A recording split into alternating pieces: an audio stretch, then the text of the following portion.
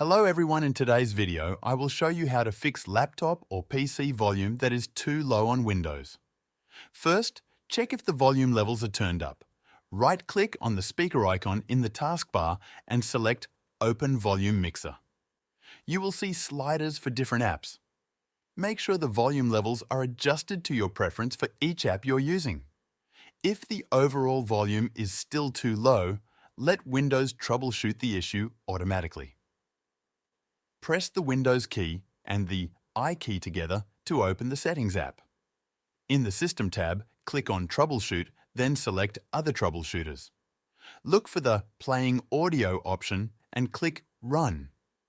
Follow the on-screen instructions and let Windows try to fix any problems with the audio.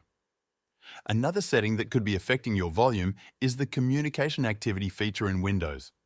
This feature reduces your PC's volume when it detects communication activity, such as calls or online meetings.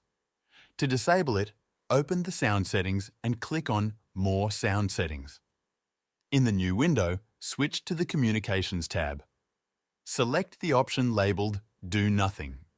Click Apply and then OK to save the changes. Sometimes restarting the Windows audio service can solve the issue. Press the Windows key and the R key together to open the Run dialog box. Type right single quote services.msc right single quote and press Enter.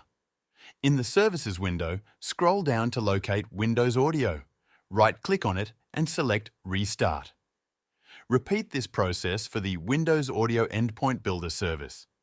If the problem persists, it could be an issue with the audio drivers on your system. To update them, right-click on the Start icon and select Device Manager. Expand the section labeled Sound, Video and Game Controllers. Right-click on your audio device and select Update Driver. Follow the prompts to complete the update process. That's it. Thank you for watching, and I'll see you in the next video.